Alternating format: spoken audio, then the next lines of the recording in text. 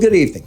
Ira Epstein with your financial market wrap-up, and this wrap-up is for the evening of Wednesday, the 29th of May, 2024. Can you believe we're going to be in June already? Wow. It's about 5:35 right now, and what a crazy day. All to the downside and continuing tonight. If I step back, you've got a lot of red on these screens. I think you'd agree with me on that. And we're in a corrective mode. Now, one of the things you're going to hear the guys come out with, sell May, go away. We're not through with May. We just made new contract highs in many markets. So they'll point to those highs and say they won't be taken out during the slow period as we get into the summer. That will be what they say. Other people will wait and say, let me see the PCE indicator and the jobs report next week, and that'll give me an idea what the Fed is going to do. And if they smell that the Fed's going to cut interest rates, they'll use this break as a buying opportunity. You're at a transition. So understand where you're at always in a market and try to keep yourself from getting caught. I can tell you that on my ETF video yesterday, not today, I started liquidating a lot of positions. And the reason was, number one, I felt that we could get a pullback right here. And we're getting that pullback. Am I bullish or bearish? No. And the word feels actually wrong. The charts were pointing that a pullback was coming in the cards. We'll go into them and talk about that in a minute. And that's what I do in the mornings, by the way. So in the futures at 6 in the morning, or earlier, I'm recording my video going through 40 charts, giving you trade idea specific, showing you the chart action, why I think it's a buy or a sell, where it's a buy or a sell, the stop order if required on one. Sometimes I'll play a momentum play and we'll play on an oscillator instead, and profit objectives. Always trying to trade a couple of contracts at a time, peel off one, and hope you get that home run where it runs with the other one, and then you can start on pullbacks adding. You do get those trades. Just take a look at the markets. You know, you've seen that recently, metals and so on. Then what I do is I teach the technique. So we have courses, we have the research. Any course, 40% off. You only have now hours left because this goes off on Friday, and I don't know what time on Friday, but the computer's going to shut it off. So it's not necessarily midnight Friday. Take advantage of this. You have, I know, one full day left, and that's it now. 40 off on that. If you want the research programs, give it a try. 40% off. So you could come in for the price of coffee each day and get your, and that's basically what it is. The price of coffee, one time a month. Go to a Starbucks, get the large one, leave a tip. You're on some of these, you'll be paying that kind of price for my morning videos, okay? So it's not expensive. The idea is, how do I throw ideas at you? Do you see something there you like? You're looking to be long or short. One customer that quit me it's actually today. He said that the trades aren't long-term enough. I get that. I've only been in NVIDIA, for example, since December, but you could have bought it earlier, okay? And in futures, you rarely hold for weeks and months at a time. If that's what you're looking for, the futures game is not for you, because if you measure the length of an average trend, it's weeks, all right, before the big corrections come in one way or the other, and away you go. Just go do your chart work. You'll see what I'm saying. Now, as for the data tomorrow, we do have the second look of the first quarter GDP. This is going to be the final numbers. They're thinking the economy shrunk a bit from the first estimate of 1.6% to 1.2%. That's a little bit weak in the marketplace today. The advanced chain-weighted index about where it was. Jobless claims, they're only looking for a small increase, a couple of thousand jobs from last week. The National Realtors Association pending home sales. Well, you know, we're not seeing mortgage numbers up very big. I can't imagine these are doing stellar. Natural gas storage. Normally at this time of the year, we get big draws. I don't think we're going to get that because we're not hot. We've had a lot of storms, but in the vast swath of the U.S., I'm not talking Texas or Florida that gets very hot, but the vast swath of the Midwest and the East Coast and so on, it has not been really hot. That's coming. So be ready for that. The EIA petroleum stocks, well, they'll be out. And we just got to this afternoon the API numbers. And as you could see, they were down 6.5 million barrels. Overall, probably down about 4 million barrels net between what you took out of motor gas, distillates against the crude. And then you can see you're still taking out stuff out of Cushing. So important time in there. By the way, on Sunday, OPEC meets. So we're getting an idea what they do. They always leak things. So you'll know what they're doing if you just read the press before they ever tell you. It seems to be the ministers, if they meet in person, they come out and talk. And if they don't, well, that's the harder one. Virtually, they don't have anywhere to go. That's how it works. All right. So if we look at the S&P, we're down for the week 1%. So is there something to panic about here? No. This is a market that went up and you're making a double top. The fear that you should have, I think, is this the sell may go away? You'll know that that's not the case if you go through the high that you just recently made. Barring that, could you pull back to 51, 66, 100 lower? Yes. So we'll see what the market does. When you look at the chart here, you've been going sideways. So whether you broke today or not, you haven't gone anywhere. You had this huge outside data to the downside, which ended the move to the upside. And I'll show you that when you put the swing line on it in just a minute here. And to me, if you took the outside day course, you suddenly see, uh-oh, warning sign. And that's what you do. Did they all work? Of course, nothing always works. But the thing with charting is you're looking for the high probability of what does work. No chartist is going to tell you that I know that every single time they have a pattern, it works. Okay? I know some people think that when they look at a chart and make a trade, every time they make the trade, it goes against them. But you know, I'm being facetious when I say that. But that is the fact, all right? But you do find them say high probability, real high probability, moderate probability.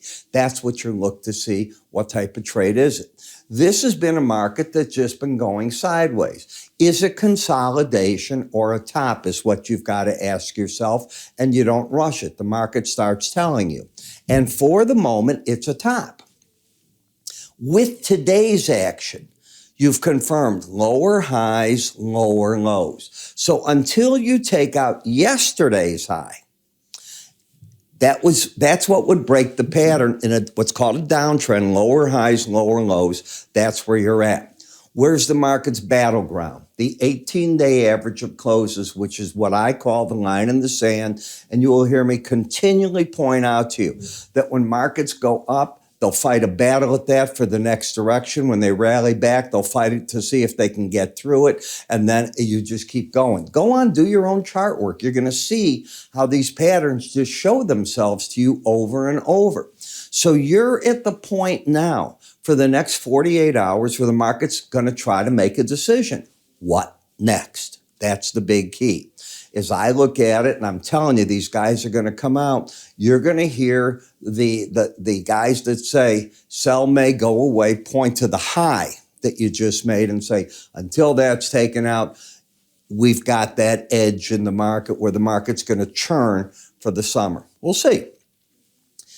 You can see the battleground. You can see the Bollinger Band. The market got to it, went sideways and fell back to the support level, and momentum is turned down. But you're not underneath the 18-day average, or are you? Well, 52.83 is the 18-day average. You're 52.66. So the bias is down at this point in time. But it's nothing to get back up and fight there. You're just for the first time there. If we come back, let me just get to where we're at with the market and get us nothing there. I don't know why the S&P hasn't updated. All right, here it is updated. And you can see on Thursday, we're right there. So this is your battleground. Understand that. That's why I went back to the chart. I was saying, why is it saying Wednesday? And we get to the NASDAQ. All right. You just lost for the first time your bullish embedded reading. Now, the only time you can get it back is the day after you lose it. Have you lost it? Now, some of you will say, oh yeah, look at the red line's under right now, 79. Yeah, but where did it close today? 81. What day is that? That's Wednesday. What day is today? Thursday. You could come snapping back in there.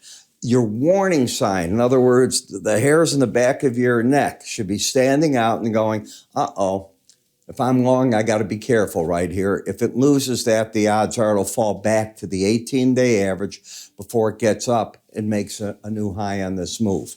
Use that type of thinking. That's what I teach, at least. Now, in the Dow, we're in excess. You're under the lower Bollinger Band and you're oversold. It's been a vertical drop. What does a vertical drop often have? Each day's a lower low all the way through. You catch the longs and the market just gets them. So this all began here when the market soared to the upside. And I, along with others, if you weren't in it right at the beginning, you missed it and you went, darn it, I feel stupid. And you heard me say that here a number of times. And I go, you just can't catch every trade. Some of the vertical moves get away from you. Well, this is what happens on the downside from a vertical move. You wiped it out. You're back where you were, back at the end of April. Okay, so that's something to think about too. By the way, how much are we down in the market? Well, you're down a pretty good number. So don't you think the people that say sell May and go away are going to point to that number and they're going to come out and say that? I think so. In the Russell, they'll do the same. So here's your old high, 2167. You just went up and made the highs up here. And this is the area that I think the pros are covering shorts. The same in the Dow.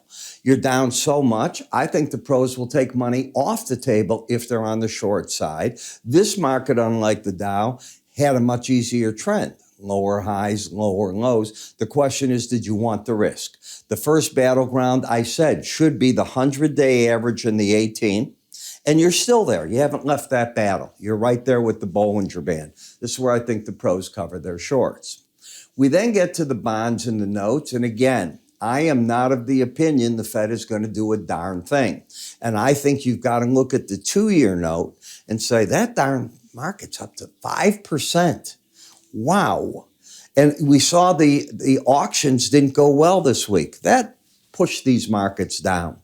Plus, now you got the PCE and the other numbers and GDP. I don't think this is the place to be on the long side. This has been a bearish market. You get bear market rallies along the way. But have you seen anything to make the Fed cut? I have not. You might. I don't. I'm still in the camp that is more or less saying there's no need to cut until you show me the data to cut. And data to cut isn't a wobble. Data to cut is the data starts moving to the downside. Labor at the same time as the economy. Then I'm very interested. In the dollar index, this is just a market that's going sideways against the 18-day average. I had trouble understanding and still do. If we're going to hold rates, because we're not going to cut rates in June, all right? That isn't going to be the case for the Fed. But you're looking at European Central Bank do it. If they do it, then the banks that are within the European Union, they'll probably have some of their central banks cutting as well. We have the UK coming up. We have the Bank of Canada coming up. Got to see what that's going to offer. When you look at what happened in the euro for the first time since the whole month, we're underneath the 18-day average. Okay. Are we trending? No. Where did the market, when you look at it, have the problem? Did I not start telling you, and go to the tapes, I know I'm right. I kept saying, I think you're going to fight a battle at the 200 and the 100-day average. I teach that in my charting course. And that's what you did. And generally, if you fight there, you come back to the 18-day average. Today is the very first move under it. Will it stay under? It's going to be the question. If it does, you can go to the lower band. In the British pound, are you going to hold or not? Now, I looked at the market and I said, okay, the market finished with an embedded reading. If it loses it tomorrow, you've got to be out of the market. This is where the market either rallies back up or you got to abandon, in my opinion, long positions. You could be headed back to 126.44. At that point, the market has support, but from where you're at right now, it's still 50 points away. It's not a fortune away, but there's a good amount away from it. This is disappointing tonight, but it's got to recover. In the macro Bitcoin, higher lows, lower highs, stepped out of a trend.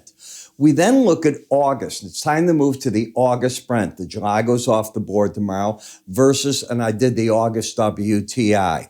And you could see the difference right here. You've gone from 510 to 456, which means the differential is shrinking as the two prices are coming together.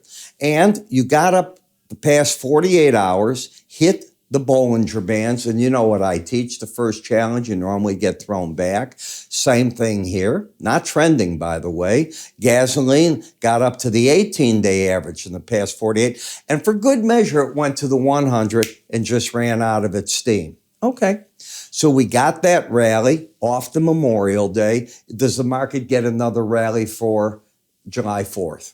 We'll wait and see. Right now, there is no trend. I can't answer that question on the chart. And last, in the nat gas, I don't think you're going back under these numbers. So I am looking for a pullback in the market that I have been saying over and over to my traders. This is the pullback I'm looking for. Now I'm looking to see, can the market fight a battle there, get support, and get itself in a position for the hotter weather that's bound to follow and trying to play down the road here, the long position. So that's the thinking that I have in the market when I look at it. I know we're going to deal with all this data tomorrow, and I want you to remember the Memorial Day sale, one more full day where you can do anything. Then I can't tell you what time it ends, but it ends. 40 off, IraEpstein.com. Move your cursor to the top to take advantage of that as well. I'm Ira. I'll catch up with you all in the morning. Take care.